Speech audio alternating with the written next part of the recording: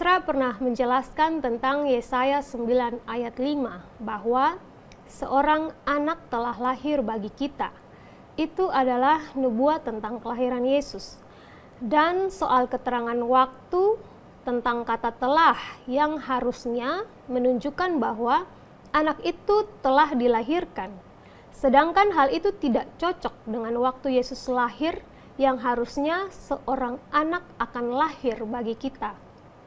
Nah, Pak Esra menjelaskan bahwa itu adalah tradisi atau kebiasaan orang Ibrani untuk menyatakan sesuatu yang akan terjadi kalau pasti terjadi, maka dianggap sudah terjadi. Bolehkah Bapak memberi dasar pemikiran tradisi semacam itu atau contoh semacam itu di dalam Alkitab? Terima kasih. Ya, memang di dalam Yesaya 9 ayat 5 itu dikatakan bahwa seorang anak telah lahir untuk kita, seorang putra telah diberikan bagi kita, dan ayat ini dipercaya sebagai nubuatan tentang Yesus. Dan nubuatan tentang Yesus itu kalau itu benar, maka itu dilakukan pada zaman Nabi Yesaya, itu kira-kira 750 tahun sebelum Yesus lahir. Tetapi seringkali pandangan semacam itu ditolak dengan pemikiran bahwa kalau nubuatan Yesaya itu untuk Yesus harusnya memakai bentuk future. Seorang anak akan dilahirkan bagi kita. Seorang anak, seorang putra akan diberikan bagi kita, bukan telah. Seolah-olah telah itu berarti bahwa anak itu sudah lahir pada zaman Yesaya, sedangkan Yesus baru lahir di kemudian hari. Nah, lalu saya jelaskan bahwa itu memang harus dipahami dari sudut pandang terminologi dan pemikiran orang Ibrani.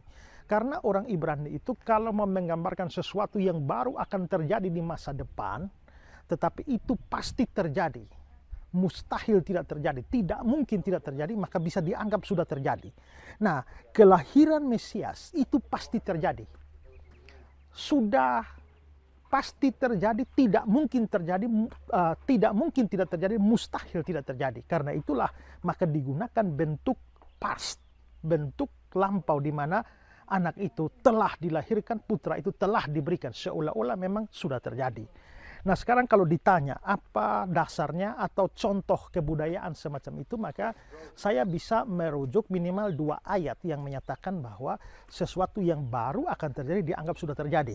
Nah, misalnya itu di dalam Yohanes 4 ayat 23 dikatakan, tetapi saatnya akan datang dan sudah tiba sekarang bahwa penyembah-penyembah yang benar akan menyembah Bapa dalam roh dan kebenaran.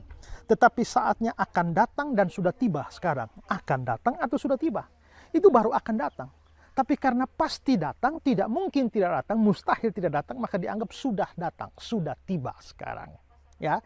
Lalu juga Yohanes pasal 8 ayat 56, Abraham bapamu bersuka cita bahwa dia akan melihat hariku dan dia telah melihatnya dan dia bersuka cita. Jadi Yesus mengatakan bahwa Abraham itu akan melihat dia. Nah, tentu saja kalau kita melihat Abraham itu kan Abraham zaman 2000 tahun sebelum Yesus. Abraham akan melihat dia, tapi pasti melihat dia, tidak mungkin tidak melihat dia, dianggap sudah melihat dia. Makanya dia bilang bahwa Abraham bapamu bersukacita bahwa dia akan melihat hariku dan dia telah melihatnya. Akan atau telah? Akan. Tetapi itu pasti terjadi, maka dianggap telah. Nah, dari 2 ayat itu menunjukkan bahwa memang pemikiran orang Ibrani sesuatu yang baru terjadi di masa depan, tapi pasti terjadi, dianggap sudah terjadi. Yesus di dalam penglihatan Nabi Yesaya atau nubuatan Nabi Yesaya itu akan lahir, akan datang, akan diberikan. Tapi pasti datang, pasti diberikan, tidak mungkin tidak diberikan, tidak mungkin tidak lahir, ya mustahil tidak datang, maka dianggap sudah datang dan sudah diberikan. Makanya ayatnya bilang, seorang anak telah lahir untuk kita, seorang putra telah diberikan bagi kita. Jadi tetap Yesaya 9 ayat 5 memang adalah nubuatan untuk Yesus, hanya kalau dipelajari lebih dalam, itu memang mempunyai penggenapan ganda. Jadi ada penggenapan pada zaman Yesaya, tetapi juga penggenapan ganda di kemudian hari yang merujuk kepada Tuhan Yesus.